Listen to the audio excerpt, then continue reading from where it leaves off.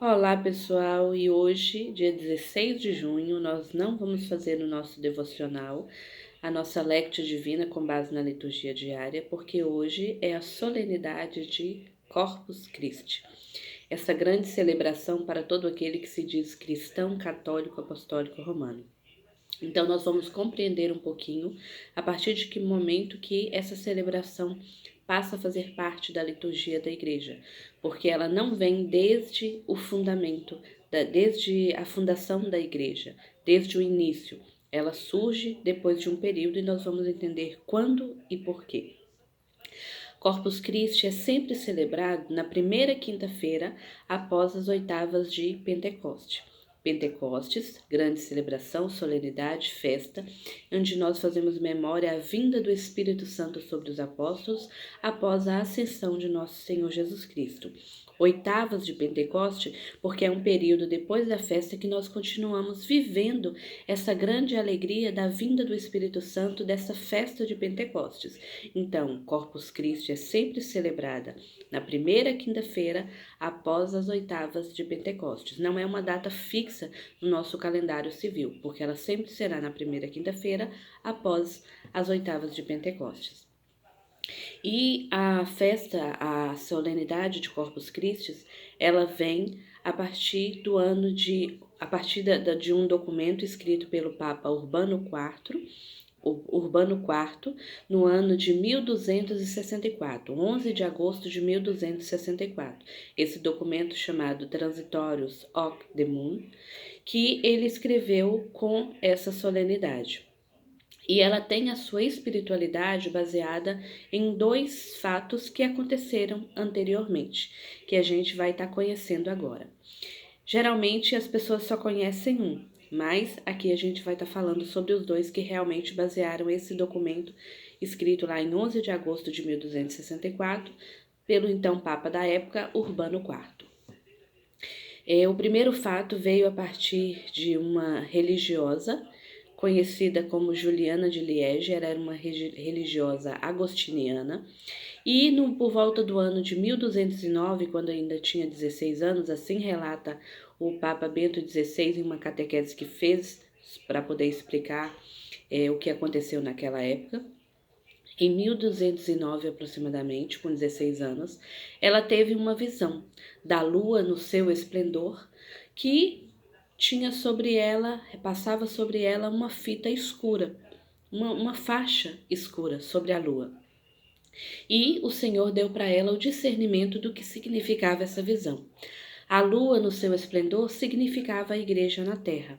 E essa faixa que passava sobre a lua, essa faixa escura que passava sobre a lua, era justamente a falta de uma celebração litúrgica, de uma festa litúrgica que fosse justamente para que nós pudéssemos fazer adoração ao Santíssimo Sacramento.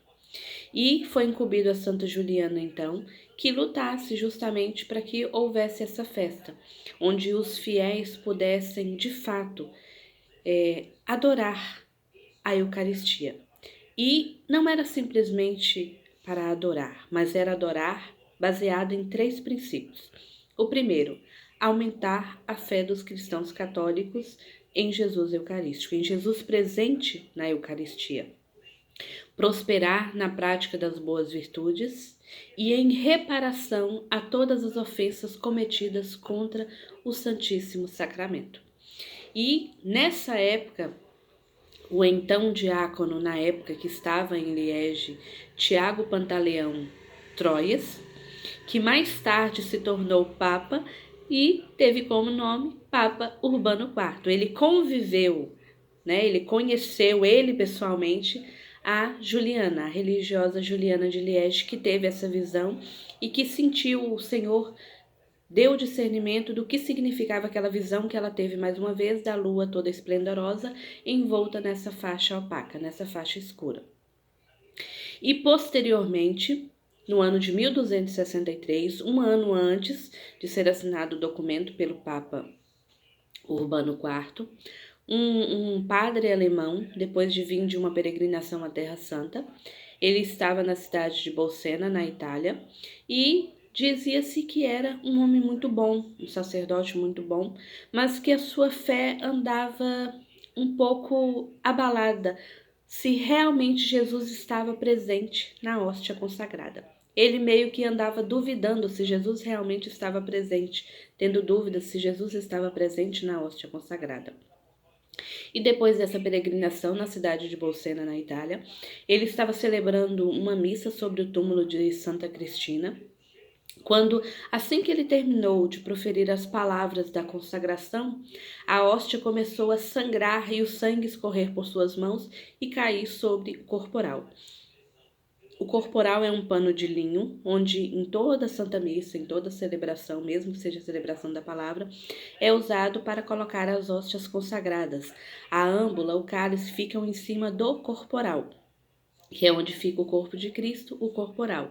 Então ali conta-se que após a consagração, o sangue começou a escorrer da hóstia por suas mãos e caiu sobre o corporal. Ele ficou perplexo quando ele viu aquilo e tentou disfarçar, esconder a situação, mas logo em seguida ele ordenou, recolheu tudo e foi até a cidade de Orvieto, que é onde, na época, o Papa Urbano IV residia. E aí ele relatou tudo o que havia acontecido para o Papa.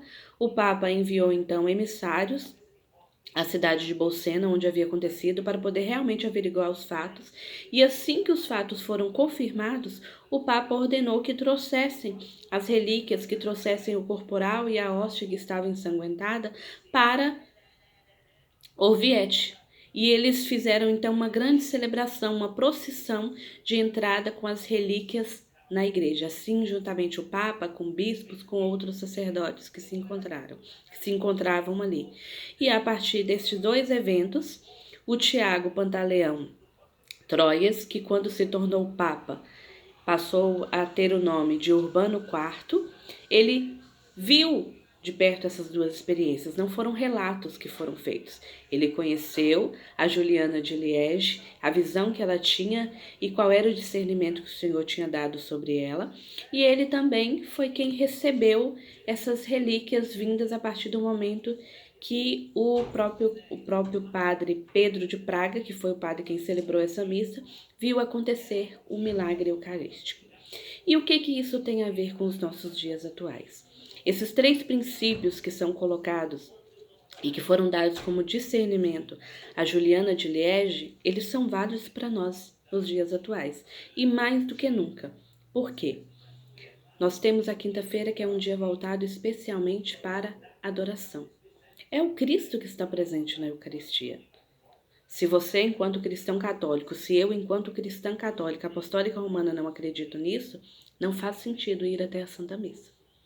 Não faz sentido dizer que eu sou cristã católica apostólica romana, porque a minha vida precisa ser baseada na adoração ao Deus vivo, ao Deus que se fez alimento por cada um de nós.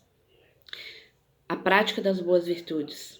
Para estar em comunhão com o Senhor, é preciso que eu também esteja em comunhão com os meus irmãos. É preciso que eu esteja em comunhão com aqueles que estão ao meu redor e que, no mínimo, eu busque fazer aquilo que os mandamentos ensinam, aquilo que o Senhor me deixou por orientação.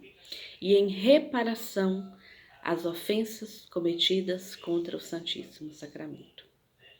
Eu vou abrir um pequeno parêntese aqui, porque pecado é pecado. Ponto. Isso não se discute. Às vezes a gente fala pecadinho ou pecadão, mas não existe tamanho. Existe uma diferença na consequência que o pecado irá causar na minha vida ou na vida do outro, mas tudo é pecado. E a gente tem os pecados que são chamados de pecados veniais e pecados mortais. E o cristão católico apostólico romano, ele não deve comungar se estiver em pecado mortal. Por isso que o sacramento da confissão, também chamado de reconciliação, ele é e deve ser presente constantemente em nossa vida. A gente é fraco, a gente é pecador.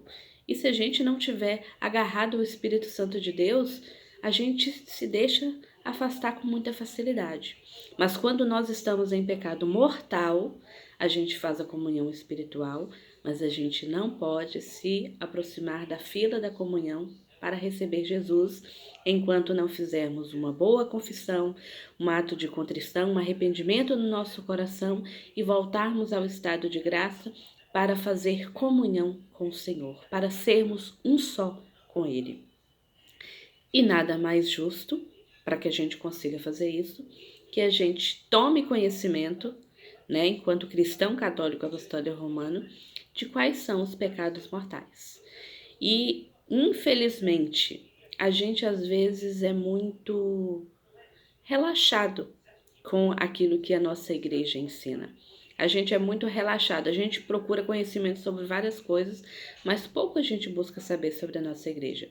Então, se você não tem o catecismo da Igreja Católica, eu te aconselho a procurar um site, uma loja, alguém que revenda, um porta a porta, para poder estar adquirindo. Sagrada Escritura, Catecismo da Igreja Católica, são livros de cabeceira do cristão católico apostólico romano, porque a gente precisa conhecer. Porque se eu creio que é Jesus Eucarístico que está ali, eu preciso me despir de mim, das minhas vontades, das minhas fragilidades, para poder estar diante dele. Porque eu sou merecedor? Não, porque a misericórdia vem dele. Mas o mínimo que eu posso fazer é buscar estar em estado de graça para me aproximar, para entrar na fila da comunhão. Então, a solenidade de Corpus Christi, ela é uma festa ela é uma celebração de reparação em ofensa contra as ofensas que são cometidas ao Santíssimo Sacramento. Então, que nós estejamos vigilantes sobre como nós aproximamos da fila da comunhão. E que nesse dia de Corpus Christi, se você puder, faça uma comunhão antes de ir, peça perdão, peça ao Espírito Santo que seja companhia fiel, permita que ele seja companhia fiel, para que nós estejamos sempre em estado de graça para não ofender o Santíssimo Sacramento, que é o próprio corpo e sangue de Jesus Cristo, que se fez pão, que se fez alimento, para que eu e você permanecêssemos em paz, apesar das muitas tempestades que a gente enfrenta nesse mundo, e para que a gente tivesse a oportunidade de experimentar aqui na terra a graça que é diariamente viver na presença do Senhor. Que nós possamos participar da Santa Celebração. É preceito, é dia de guarda, que nós possamos viver essa solenidade. Porque se nós tirarmos os nossos olhos do Senhor, meu irmão, eu e você com certeza estaremos perdidos. Então, que esse seja um dia de vivência, de nos arrependermos realmente e reparar todas as ofensas, todas as vezes que nós nos aproximamos indignamente da fila de comunhão em pecado mortal. E assim que você puder, faça uma confissão, volte ao estado de graça e que sejamos vigilantes para não jamais perdermos a oportunidade de nos aproximar da fila da comunhão e de comungar em espécie o corpo e o sangue de Cristo. Deus abençoe.